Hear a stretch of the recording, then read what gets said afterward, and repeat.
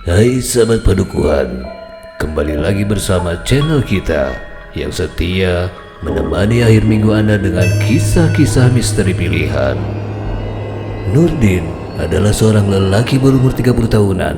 Desa di mana dia tinggal berada di tepi hutan lindung di pegunungan yang berhawa sejuk.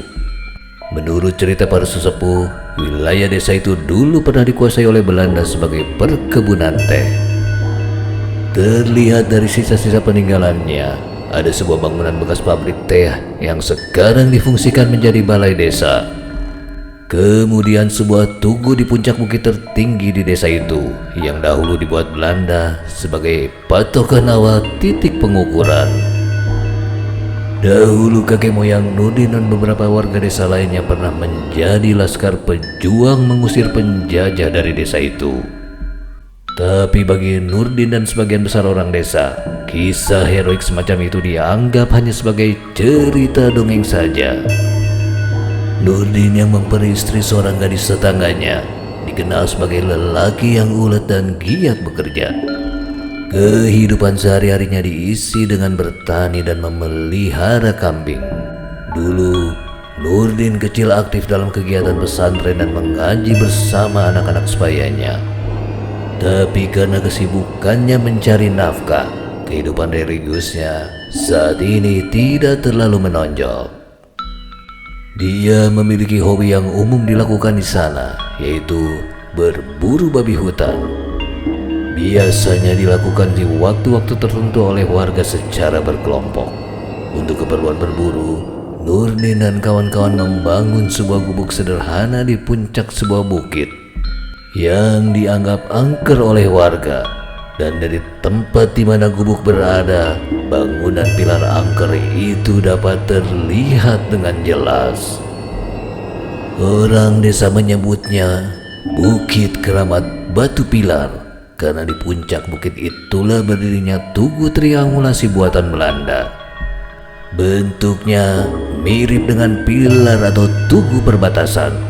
Walaupun masih berada di desa yang sama, tapi tempat itu cukup terpencil, jauh dari pusat kegiatan warga desa, dan konon terkenal angker.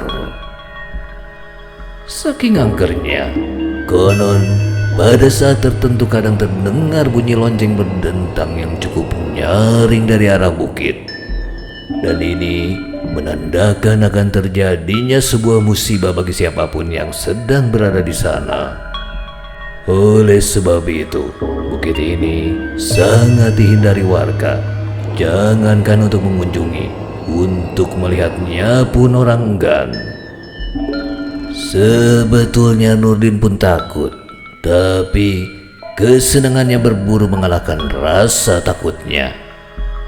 Dia dan beberapa kawannya sesama pemburu sering menggunakan gubuk itu sebagai tempat istirahat, bahkan kadang bermalam juga di sana.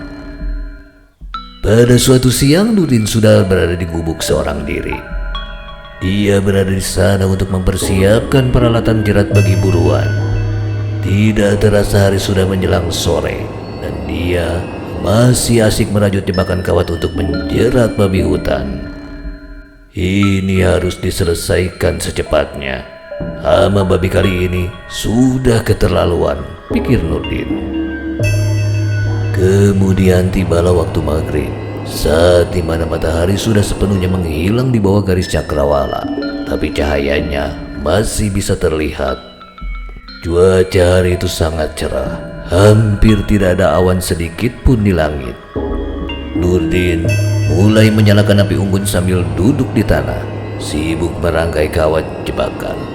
Ini harus selesai sebelum gelap, pikir Nurdin. Di gubuk itu memang tidak ada listrik. Untuk penerangan, biasanya hanya mengandalkan pelita kecil berbahan bakar minyak sayur. Saat sedang merajut jebakan terakhir, sayup-sayup Nurdin mendengar derap suara kaki di kejauhan. Makin lama, makin terdengar jelas. Kemudian sekonyong-konyong lewatlah barisan tentara bersenjata lengkap muncul dari samping gubuk. Terlihat jelas oleh Nurdin karena rombongan pasukan itu hanya berjarak sekitar 1-2 meter saja dari tempat di mana Nurdin duduk. Hantu tentara Belanda. Mereka terlihat seperti tentara kolonial Belanda tahun 1930-an, berbaris satu-satu, lengkap dengan topi dan sepatu bootnya yang khas. Pandangan mereka kosong, menatap ke depan, berjalan lurus menuju Bukit Batu Pilar. Nurdin diam, tidak berani bersuara. Saat Nurdin masih diam tidak bergerak, tiba-tiba salah seorang dari tentara itu keluar dari barisan dan berdiri tepat di hadapannya. Tentara itu terlihat sangat tinggi dari tempat Nurdin duduk. Dengan setengah menunduk, dia melihat ke arah Nurdin. Wajahnya terlihat tidak ramah dan menunjuk ke arah Bukit Batu Pilar. Di bawah cahaya lembayung, wajah itu terlihat jelas oleh Nurdin. Terlihat kulit wajahnya kehitaman seperti daging yang mulai membusuk dan bibirnya sangat pucat. Dia tidak berkata apa-apa, hanya menunjuk ke arah pilar. Nurdin sangat takut dan merasakan tubuhnya lemas, seolah seluruh persendian tubuhnya terlepas. Dia sama sekali tidak sanggup bergerak saat itu. Tak lama kemudian tentara itu berjalan lagi dan masuk di akhir barisan. Nurdin hanya bisa terpaku melihat punggung para tentara itu melangkah berderap dan menghilang dari pandangannya. Setelah mereka semua menghilang, dengan diliputi rasa ketakutan, Nurdin bergegas lari meninggalkan apapun yang ada di gubuk. Sepanjang jalan, dia menyesali kebodohannya pergi ke gubuk itu seorang diri. Beberapa rumah sudah dia lalui. Masih ada belasan rumah lagi sebelum dia tiba di rumahnya sendiri. Dari balik sebuah jendela rumah, satria tetangganya melihat Nurdin berlari-lari kecil di jalanan desa yang selalu sepi jika waktu maghrib tiba. Satria pun keluar dan segera memanggil Nurdin. Dia ingin tahu apa yang menyebabkan Nurdin berlari sendirian di waktu maghrib. Nurdin berhenti berlari, walaupun tidak melihat orangnya, tapi dia tahu itu suara satria. Sambil berjalan dan mengatur nafas, dia menghampiri rumah satria. Satria langsung menyuruh Nurdin untuk masuk dan duduk di dalam. "Ada apa?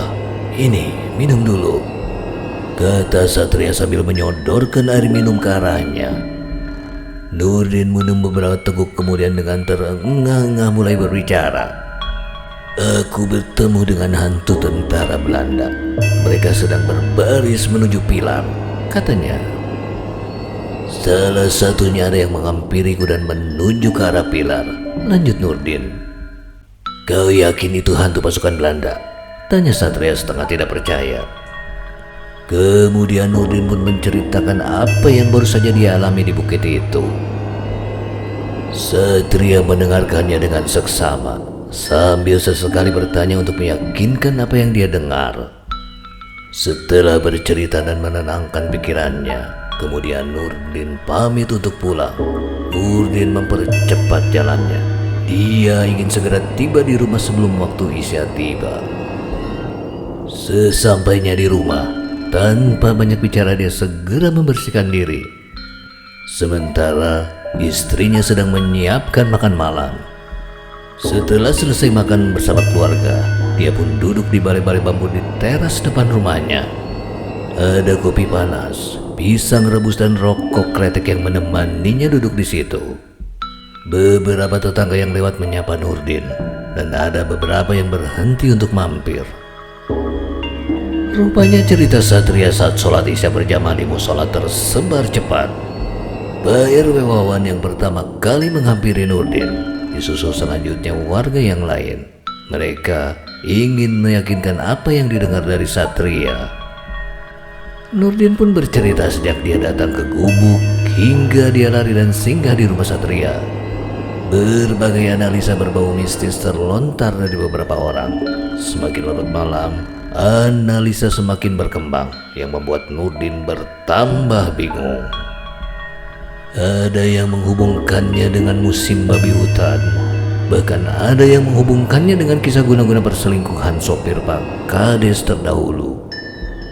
Semakin malam, udara semakin dingin, dan menjelang tengah malam para tetangga itu pulang ke rumah masing-masing tanpa ada kesimpulan apapun. Nurdin pun masuk dan mengunci pintu, kemudian bersiap untuk tidur. Saat melangkah menuju kamar, selintas Nurdin melihat sebuah topi tergeletak di atas meja makan.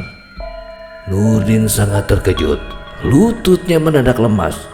"Topi tentara Belanda," teriaknya dalam hati. Dia ingat betul bentuk topi ini.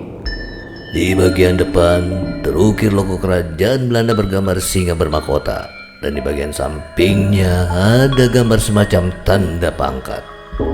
Tapi kenapa topi itu ada di sini? Apakah tentara itu mengikutiku? Apakah dia sekarang ada di dalam rumah? Apa yang dia mau dariku? Pikirnya dengan cemas. Dilihatnya topi itu dari berbagai sudut. Semakin lama, semakin mendekat, tapi dia tetap tidak berani menyentuhnya. Jika topi ini nyata, mungkin ini hanya topi mainan milik anakku, pikir Nurdin, dan dia berharap dugaannya itu benar. Malam itu dia tidur dengan gelisah, karena terbayang muka yang membiru dengan bibir pucat di bawah topi itu datang berkali-kali di dalam mimpinya. Nurdin terbangun saat mendengar suara peralatan masak di dapur. Itu berarti istrinya sedang menyiapkan sarapan untuk dia dan anaknya. Nurdin yang berjalan keluar dari kamar melihat ke arah meja makan di mana topi itu semalam berada. Topi itu sudah lenyap. "Bu, lihat topi yang di meja makan," tanya Nurdin kepada istrinya. "Topi? Topi apa? Tidak ada topi di meja," jawab istrinya sambil terus memasak. Niatnya untuk membahas topi tentara Belanda dengan istrinya dia urungkan. Dia tidak ingin membuat istrinya takut. "Oh, ya sudah," sahut Nurdin. Selesai mandi dan sarapan, Nurdin bergegas menuju rumah Satria. Sesampainya di sana, terlihat Satria dan beberapa orang lain seperti sedang terlibat dalam sebuah pembicaraan serius di depan rumah. Mereka semua langsung menoleh ke arah Nurdin dan semua seperti sedang menunggu kedatangannya. Selain Satria, ada Pak Kades, Pak Kadus, Pak RW, Ustadz Pandi, dan ada Pak Agus, orang tua Nurdin, ditambah beberapa orang warga lainnya. "Kebetulan kamu datang. Kami semua memang akan menemuimu," kata Pak Kades. "Semalam ada beberapa orang warga yang bermimpi aneh. Mungkin ini terkait dengan pertemuanmu dengan tentara Belanda di bukit itu," lanjut Pak Kades. "Mereka semua bermimpi hal yang sama. Mereka melihat kamu dan seorang tentara Belanda sedang berjaga di bukit Keramat Pilar," kata Pak RW menambahkan. Nurdin yang mendengarkan ucapan itu hanya bisa terdiam. Ada tentara Belanda menemuinya. Ada tentara Belanda yang menunjuk bukit Pilar. Ada topi tentara Belanda di meja makan rumahnya. Dan terakhir, ada beberapa warga yang bermimpi melihat dia menjadi penjaga bukit Keramat Batu Pilar. Apakah itu semua berhubungan? Pikir Nurdin penuh tanya. Aku juga bingung, tidak mengerti apa yang sedang terjadi, jawab Nurdin. Kemudian dia mengulang lagi apa yang sudah dia ceritakan kepada Satria, tapi kali ini ditambah dengan kisah penemuan topi Belanda di meja makan rumahnya dan juga cerita tentang mimpinya semalam. Semua terdiam mendengar Nurdin bercerita. Yang mereka tahu selama ini adalah jika mendengar suara lonceng berdentang di bukit Keramat Pilar, berarti akan ada malapetaka. Tapi kali ini bukan sekedar suara lonceng saja, tapi sosok hantu tentara Belanda sungguhan yang datang langsung ke rumah Nurdin. Hantu itu telah berkunjung ke desa mereka. Pak Kadus sebagai kepala dusun yang dituakan angkat bicara. Sebaiknya nanti malam kita semua ke sana. Kita adakan ritual sesaji di situ. Aku tidak ingin ada hal buruk terjadi di desa ini, kata Pak Kadus, dan mereka menyatakan setuju dengan usul Pak Kadus. Perintah pun segera keluar dari mulut Pak Kades. Mereka akan menyiapkan berbagai macam sesajen yang dianggap penting dan disukai oleh para lelembut Bukit Keramat Pilar. Dan hari itu, tidak ada satupun warga yang pergi ke ladang. Mereka semua dikerahkan untuk menyiapkannya. Saat sore menjelang tiba, seluruh sesajen sudah siap. Dan kemudian tibalah waktunya mereka berangkat. Setelah lewat waktu Isya, rombongan pun mulai berjalan menuju Bukit Keramat Pilar dengan membawa beragam sesajen. Pak Agus, Ayah Nurdin, berjalan paling depan karena dia tahu jalan yang aman dan mudah menuju ke sana. Menyusul di belakangnya ada Pak Kadus, Pak Kades, Pak Ustadz Pandi, Satria dan Nurdin. Di belakangnya lagi ada beberapa linmas hansip desa berjalan sambil membawa sesajen kecil. Yang terakhir adalah para pemuda desa yang berjalan sambil membawa sesajen besar semacam tumpeng, tikar, dan peralatan untuk membakar dupa dan beberapa orang warga lainnya. Selang beberapa waktu kemudian rombongan pun tiba di Bukit Keramat Pilar. Sebuah obor ditancapkan berkeliling membentuk lingkaran besar. Beragam sesajian seperti nasi tumpeng, ayam bekakak, aneka buah-buahan, cerutu, kembang setaman dan parukuyan disimpan di atas tikar. Ustadz Pandi duduk sambil mulai sibuk menyalakan arang sebuah parukuyan, anglo kecil tempat pembakarannya. Para sesepuh dan tokoh desa duduk bersila di belakangnya. Rombongan lain duduk di bagian belakang. Ritual pun dimulai. Sambil berkomat kamit membaca doa dan mantra, Ustadz Pandi menaburkan butiran kemenyan di atas bara api. Terlihat asap yang mengepul dari anglo membuat bayangan aneh dari cahaya obor. Bau kemenyan pun menyebar di sekeliling Bukit Keramat Pilar ini. Suasana betul-betul hening. Dalam suasana penuh ketegangan, menunggu dan menduga-duga apa yang akan terjadi. Sekonyong-konyong, terasa semilir angin dingin lewat di tengkuk semua yang ada di situ. Dan bulu roma di tangan mereka mulai berdiri merasakan kehadiran sesuatu yang tidak bisa terlihat oleh mata. Suasana semakin tegang dan mencekam. Dan tiba-tiba saja Nurdin berdiri tegap dan matanya menatap lurus ke arah bangunan pilar. Satria yang duduk di sebelahnya kemudian ikut berdiri dan menguncangkan tubuh Nurdin, ingin tahu apa yang Nurdin lihat. Tapi reaksi Nurdin sungguh di luar dugaan. Nurdin menepis tangan Satria dan berkata, "Ragdit Kinentan, jangan kau sentuh anak ini." Semua terkejut mendengar ucapan Nurdin. Bahasa asing yang tidak mereka mengerti keluar dari mulut Nurdin yang seumur hidupnya tinggal di desa.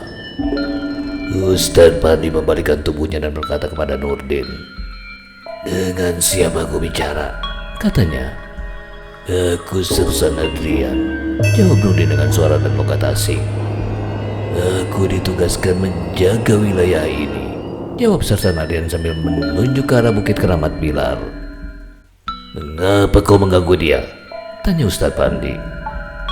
"Aku menginginkan orang ini," jawabnya. "Kau sudah membuatnya takut," serga Ustadz Pandi. "Aku ingin dia berada di sini, menjaga tempat ini," lanjut sosok itu. "Bangsa kami berbeda dengan bangsamu. Tidak mungkin dia diam di sini bersamamu," kata Ustadz Pandi tegas. "Aku menginginkan orang ini," kata Adrian mengulangi lagi perkataannya. Bagus, yang aslinya seorang yang pendiam merasa terusik dengan nasib dan masa depan anaknya. "Kami tidak akan pernah membiarkan dia kau ambil ke alammu," kata Pak Agus serius. Baru saja kata terakhir selesai diucapkan, tiba-tiba muncul banyak sosok tentara Belanda dari berbagai arah mengelilingi tikar tempat mereka duduk. Mereka dikepung hantu. "Aku yang menguasai tempat ini. Aku yang menentukan," kata Adrian setengah membentak. Para tentara yang mengelilingi mereka pun mulai maju selangkah mendekati kumpulan orang-orang desa itu. Bersamaan dengan itu, terdengar tentang suara lonceng yang nyaring dari arah pilar. Mereka yang hadir di situ mulai takut dan panik. Selama ini mereka berusaha untuk tidak mendengar suara lonceng itu. "Apa yang membuatmu menginginkan anakku berada di sini?" tanya Pak Agus. Semua yang hadir merasa terwakili dengan pertanyaan itu. "Dia selalu membersihkan rumah itu," kata Adrian sambil menuju gubuk berburu di seberang bukit. "Dan aku ingin dia membersihkan tempatku ini," lanjutnya. "Di tempat ini aku mati terbunuh, tapi saat ini jasadku ada di tempat yang jauh," katanya menambahkan. "Mengapa harus anakku?" tanya Pak Agus kemudian. "Karena aku dibunuh oleh kakek moyangmu," lanjut Adrian sambil menunjuk ke arah Pak Agus. Mendengar itu, sontak semua yang hadir di situ merasa sangat terkejut. Jadi, cerita tentang laskar pejuang di desa itu benar, bukan sekedar dongeng, pikir mereka.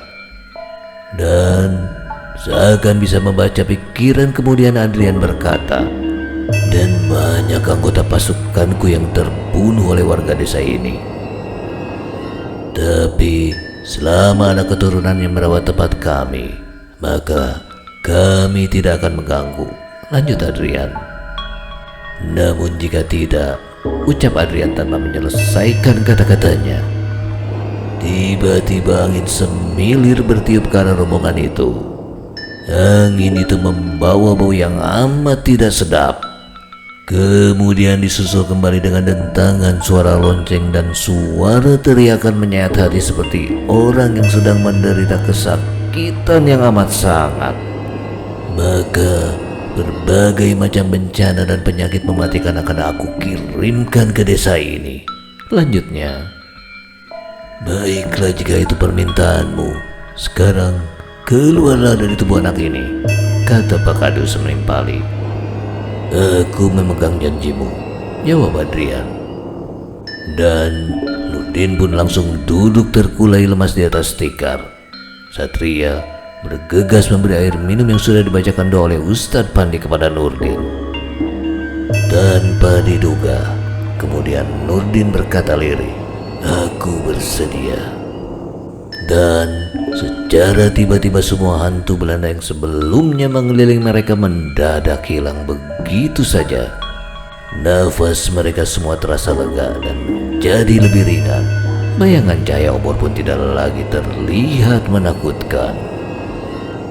Aku mendengar semua yang dia ucapkan, tapi aku tidak dapat menahan ataupun menambah satu kata pun, lanjut Nurdin. Malah aku diperlihatkan bagaimana sebagian dari mereka terbunuh oleh leluhur kita, katanya. Setelah bercakap-cakap sejenak, rombongan itu pun kembali ke desa. Keesokan harinya, Pak Kades mengumpulkan seluruh warga di balai desa dan menceritakan apa yang terjadi di bukit itu semalam. Kemudian atas kesepakatan seluruh warga, sebuah tugu berbentuk bambu runcing dibangun di gerbang desa mereka. Nurdin kemudian diangkat sebagai penjaga bukit keramat batu pilar di desa itu. Demikian akhir dari kisah ini. Seperti yang diceritakan oleh Nurdin, seorang kuncen bukit keramat batu pilar di sebuah desa di pinggiran kota Bogor. Sampai jumpa kembali di kisah-kisah berikutnya. Terima kasih.